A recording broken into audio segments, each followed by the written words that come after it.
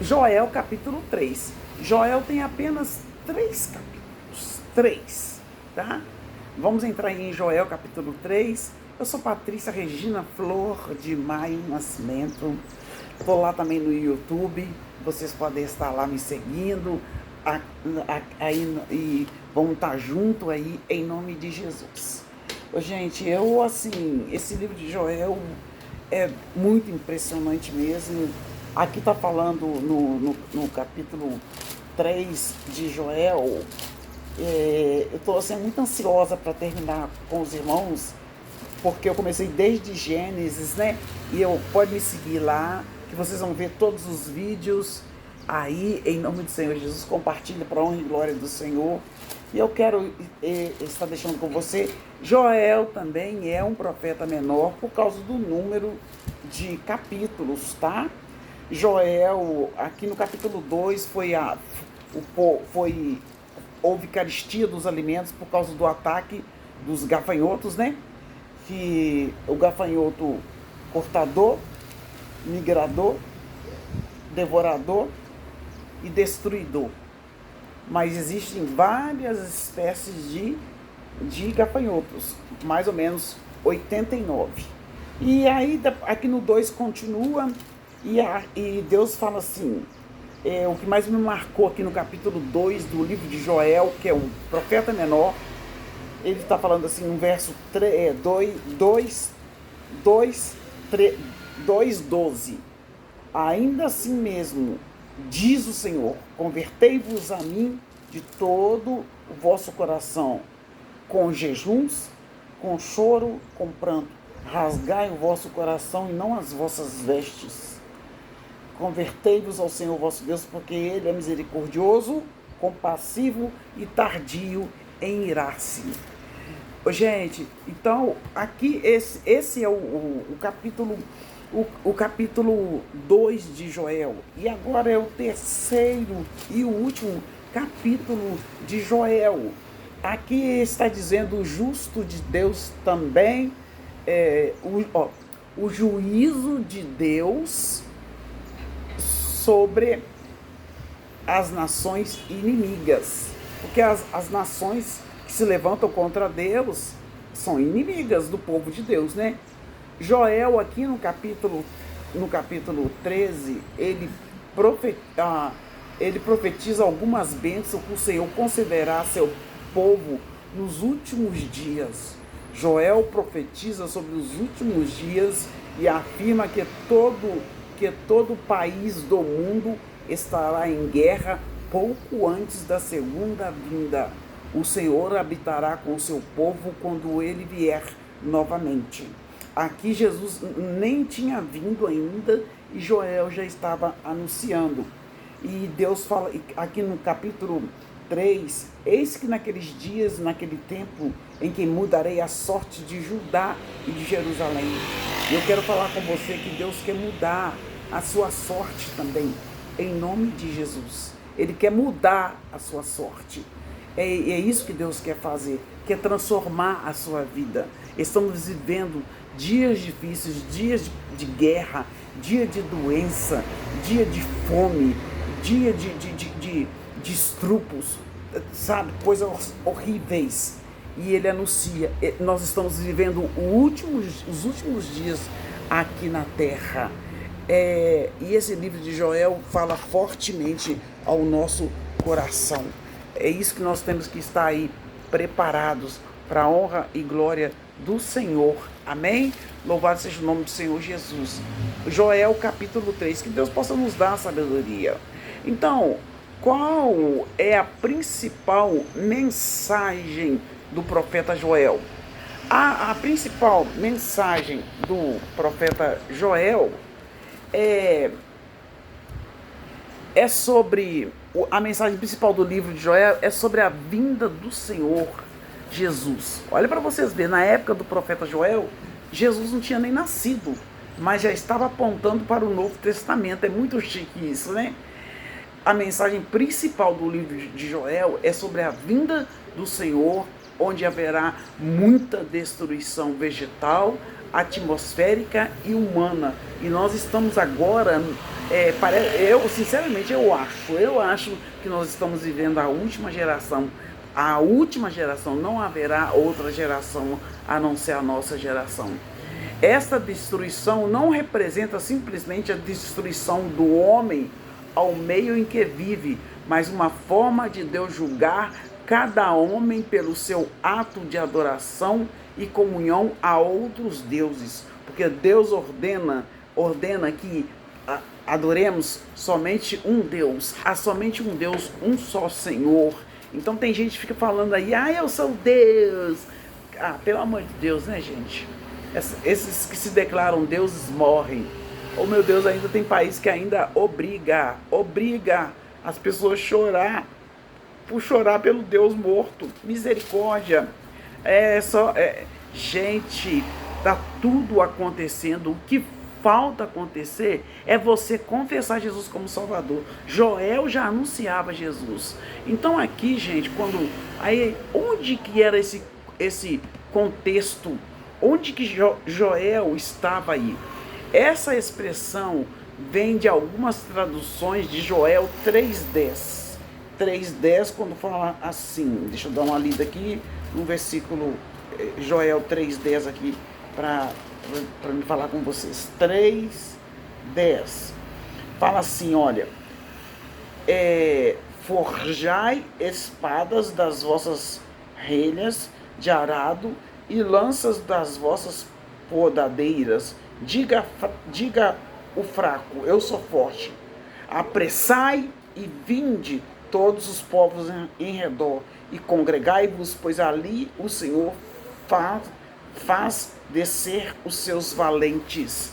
Então aqui a ordem é congregai.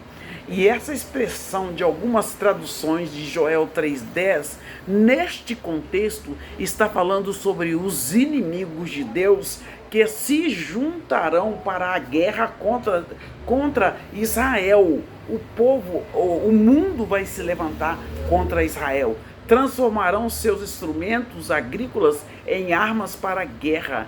Em contraste com Isaías 2:4. Todos, até os fracos, irão para a luta e serão julgados e destruídos. Quantos fracos estão indo para a guerra? Quantos fracos, meu amado? Quantos fracos, né? E aí em Joel 3:10, né, está nos dizendo assim que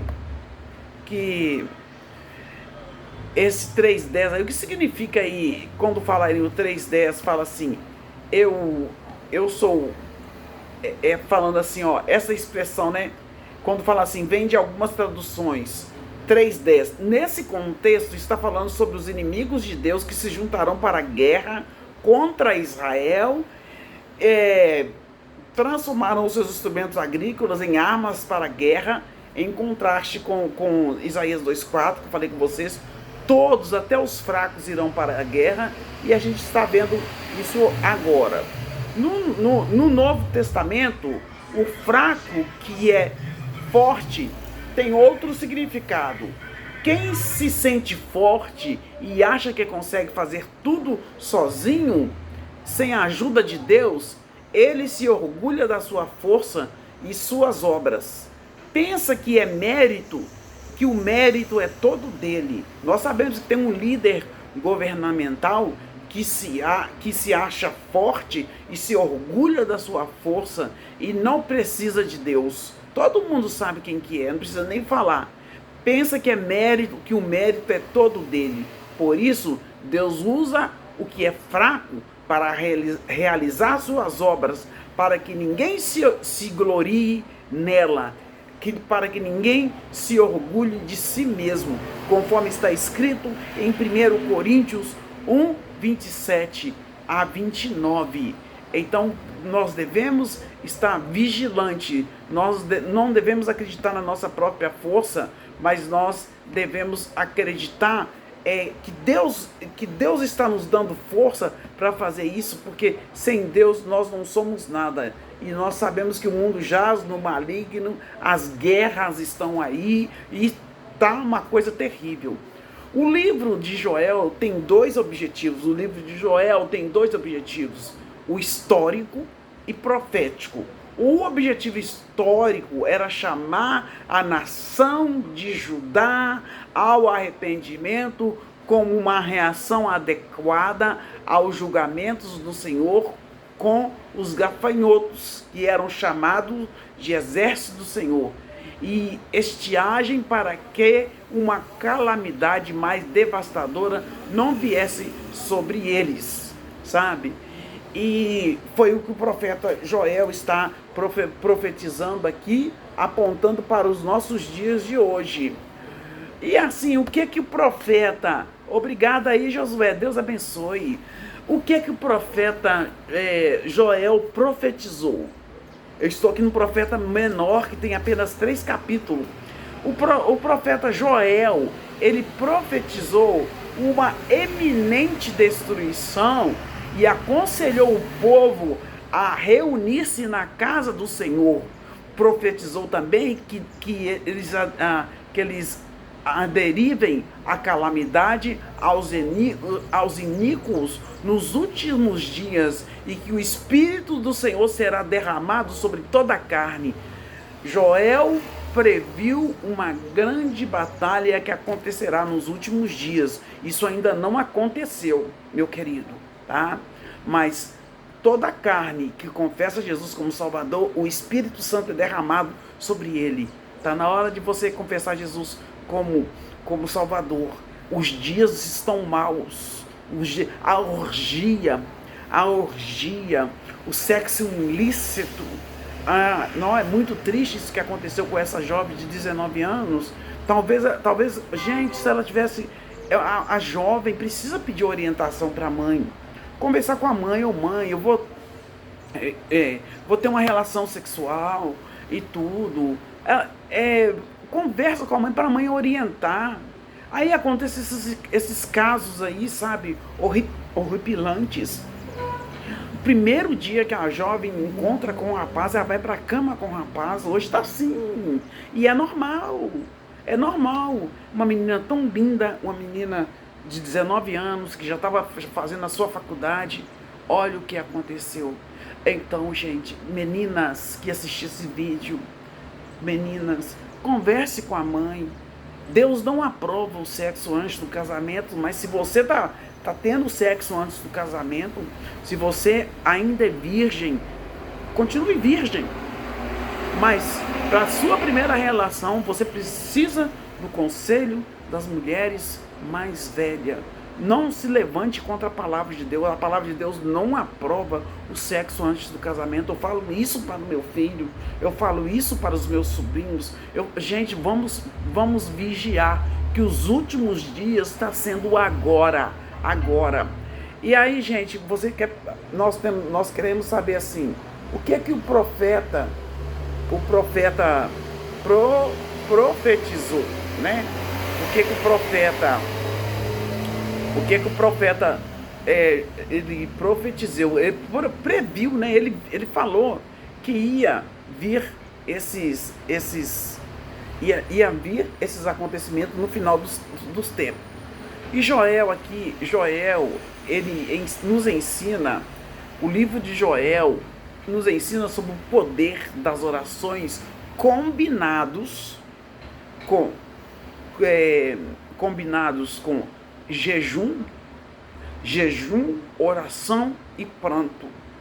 Aquela época, eles estavam vivendo numa época de grande dificuldade, porque os gafanhotos, os 4 tipos de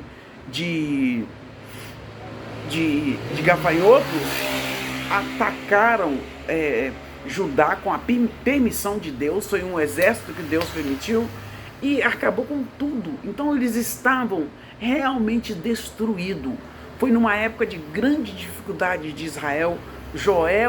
O profeta Joel assegurou ao povo que através do arrependimento Avivamento é arrependimento. Através do arrependimento, eles novamente receberiam as bênçãos de Deus. Aleluia! Então, o que nos fazem receber as bênçãos do Senhor é arrepender dos vossos pecados. Devemos nos arrepender em nome de Jesus. Amém? Louvado seja o nome do Senhor Jesus. Então, e aqui, qual era a missão de Joel? Joel foi um profeta em Judá, na época que Israel dividiu em reino do norte e reino do sul. Então tinha profeta no reino do sul e tinha profeta no reino do norte. Joel foi um profeta de Judá. O livro de Joel é uma profecia garantindo ao povo que com arrependimento eles recebiam novamente as bênçãos. Foi isso que eu falei com vocês, né? E quando você se sente fraco, é que você está forte, para a honra e glória do Senhor. Esse, né, é o capítulo e aqui o Joel, né, está falando aí do grande avivamento, e nós fazemos parte desse avivamento do Senhor aí. Ó, gente, o que na palavra de Deus ele também fala, né? Ser forte e corajoso. Porque devemos definir na fraqueza como a alimentação da nossa sabedoria e santidade e nosso poder, que é inerente à nossa condição humana. Nós não somos melhores que Deus. Nós não somos melhores que Deus. E Joel está mostrando aí, né? E aqui Joel nos ensina sobre, igual eu já falei com vocês, do poder da oração. E o que é ser fraco na Bíblia? Podemos definir a fraqueza, já falei com vocês, que é a alimentação da nossa sabedoria, santidade e poder, que é inerente às condições humanas. Agora Joel também ele fala aqui no capítulo 3 sobre o avivamento. Sobre o avivamento. O que ele nos fala sobre o avivamento? Olha bem, o maior avivamento da história, né? Ele está aqui em Joel capítulo 2, que ele cita, né? O maior avivamento é uma promessa. Ele citou em Joel 2,28, onde diz que o Espírito será derramado sobre todos os povos, ocasião em que haverá profecias, sonhos e visões. Claro, evidente que essas profecias já estão acontecendo, né? O avivamento de Joel, para mim, já aconteceu no dia do Pentecoste, gente. Tem historiadores que falam que não aconteceu, mas para mim aqui já aconteceu, tá, gente? Já aconteceu no dia do Pentecoste, e aquele que aceita Jesus como Salvador, o avivamento acontece na vida da pessoa que confessa Jesus como Salvador. Buscar ao Senhor, buscar a Deus. Aleluia. Louvado seja o nome do Senhor Jesus. É isso que nós temos que fazer. Esse é o livro de Joel, capítulo 3, que fala, né? Então, deixa eu só comentar com vocês mais uma partezinha aí do profeta Joel. O profeta Joel é muito forte, é muito interessante. Eu gostaria de estar comentando com vocês só mais um pedacinho aí, olha.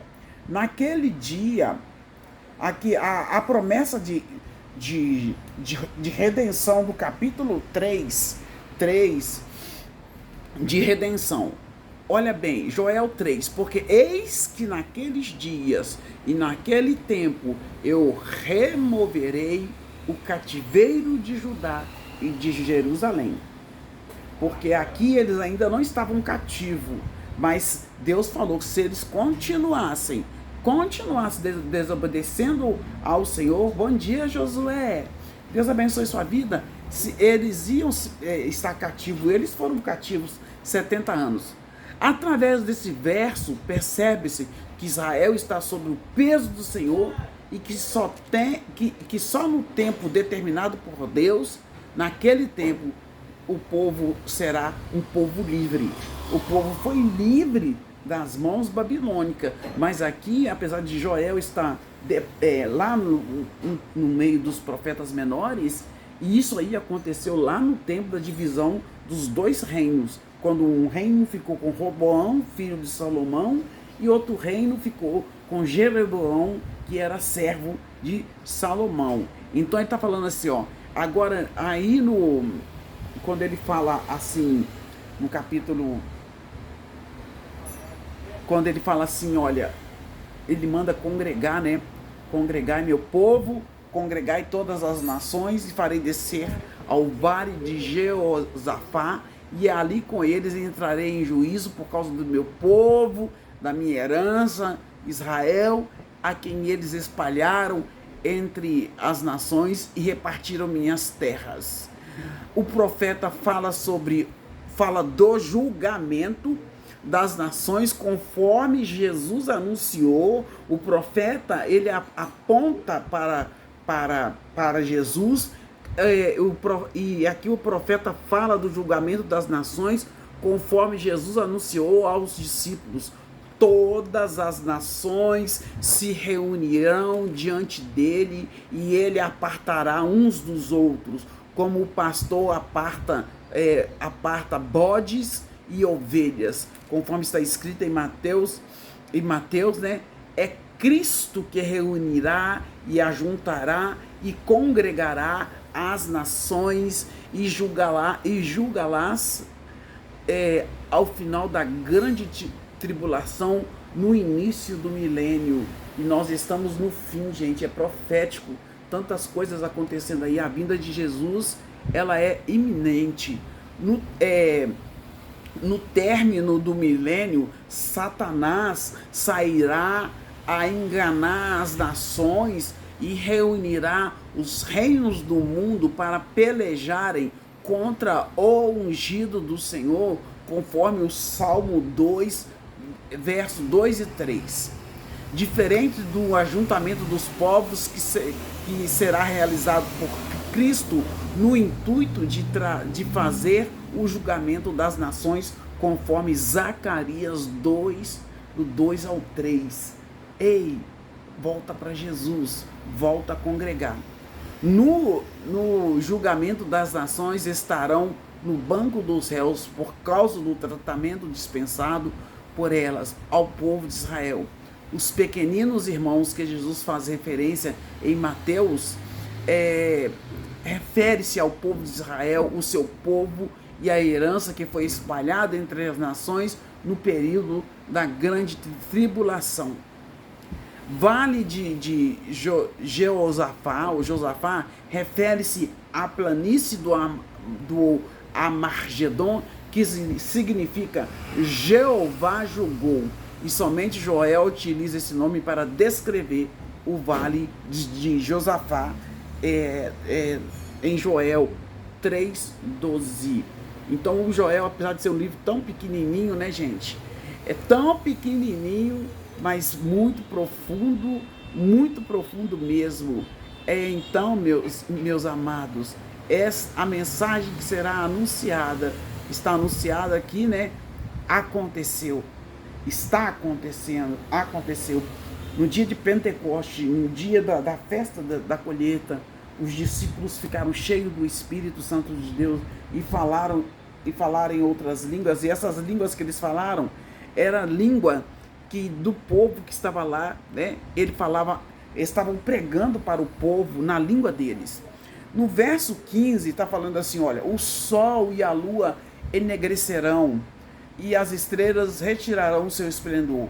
O quadro descrito pelo profeta Joel com relação aos corpos celestes também foi profetizado por Cristo, aponta para Cristo. Logo depois da aflição daquele dia, o sol escurecerá e a lua não dará sua luz, e as estrelas cairão do céu, e as potências do céu serão abaladas, conforme Mateus 24:29, gente. Tá tudo acontecendo, tá? E aí no verso 16 de Joel 3:16, o Senhor gritará, bramará de Sião, e de Jerusalém fará ouvir a sua voz, e os céus e a terra tremerão, mas o Senhor será o refúgio do seu povo e fortaleza para os filhos de Israel. Aleluia! Glorificado seja o nome do Senhor Deus. Deus é maravilhoso, digno de toda honra e de toda glória, de todo louvor, de toda adoração. Esse é o último capítulo do versículo do livro de Joel. Deixa o seu like, deixa o seu comentário, faça uma leitura, tá? Eu quero, só para dar uma encerradinha aqui no livro de Joel, eu quero estar lendo aqui com vocês a conclusão aqui, né? A restauração de Israel, só para concluir aqui, ficou meio grande esse capítulo. A restauração de Israel. E há de ser que naquele dia os montes destilarão mostos e os outeiros manarão leite, e todos os rios de Judá estarão cheios de água, e sairá uma fonte da casa do Senhor e regará o vale de Sitim. O Egito se tornará uma desolação e Edom se fará como um deserto abandonado por causa da violência, que fizeram aos filhos de Judá, em cuja terra derramaram o sangue inocente. Judá, porém, será habitada para sempre, e Jerusalém de geração em geração. E eu expiarei o sangue dos que não foram expiados, porque o Senhor habitará em Sião. Então, existem falas de Joel que está acontecendo. É isso que nós temos que estar prestando bastante atenção. A Bíblia está sendo reescrita pela inteligência, como é que fala? Inteligência artificial. Então você que tem Bíblia de papel em casa, guarda, tá? A aflição descrita aqui no verso 3 antecede a manifestação do Messias, tá? E então aqui em Joel já está anunciando a manifestação do Messias, e o Messias ele cita o Velho Testamento. Tem gente que fica falando assim, não precisa mais, né? Mas precisa sim. E eu quero falar com você, ainda dá tempo de se arrepender. E o avivamento é esse, quando nós nos arrependemos em Cristo Jesus. Me segue lá, eu sou a Evangelista Patrícia, deixa o seu like e o seu comentário. Esse é o último capítulo, né? E eu quero deixar para vocês aí, olha bem, voltar com vocês em Joel capítulo 3, do 1 ao 5. E eu, Sônia, Deus abençoe. Olha bem, e eu derramarei o meu espírito sobre toda a carne, diz o Joel, em nome de Javé, em nome de Deus. O Espírito de Deus é para o antigo israelita, algo que é dado às pessoas que estão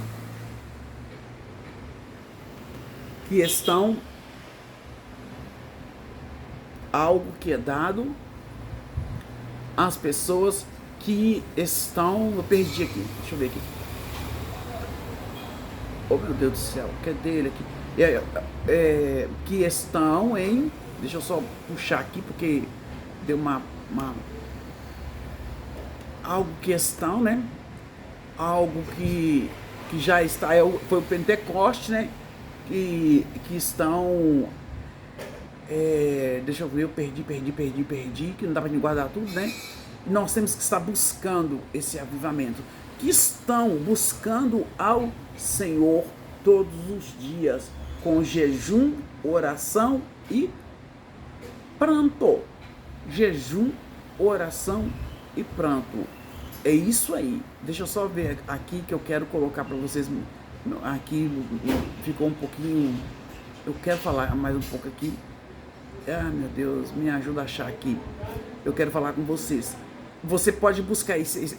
Você que está aí, você pode buscar essa presença santa. Se você confessar Jesus como Salvador da sua vida, você vai receber o Espírito Santo. Joel diz uma coisa muito importante, sabe? Aquela mudança que vai ocorrer, não porque os homens devolveram teorias geniais, sociais, e a seguiram. Não porque oprimiram, porque oprimidos se ergueram contra seus opressores. Não porque as pessoas sacrificaram, porque Deus prefere obediência do que sacrifício. Estragaram sua saúde e deixaram a família de lado e viveram a escassez na solidariedade aos pequenos. Aquela realidade maravilhosa virá, diz Javé, pela boca de Joel, porque Joel fala, porque o Senhor derramará, né? O Espírito, ele falou, porque o Senhor derramará do meu Espírito. É essencial que entendamos isso, que nós podemos, pela graça de Deus, colocar marcos de esperança, sinais de realidade nova ao nosso redor, mais que a realidade final e definitiva virá pela mão de Deus. Este é o ponto em que muitos cristãos deveriam confiar mais em Deus do que em si mesmo. Para de confiar em si mesmo e confie em Deus, porque já aconteceu a primeira vinda de Jesus. Ele veio para salvar, agora ele vai vir como juiz, que possamos ter uma vida, possamos estar congregando, santificando, jejuando e chorando diante de Deus. Me segue lá, Deus abençoe cada um em Cristo Jesus, amém? Deus abençoe.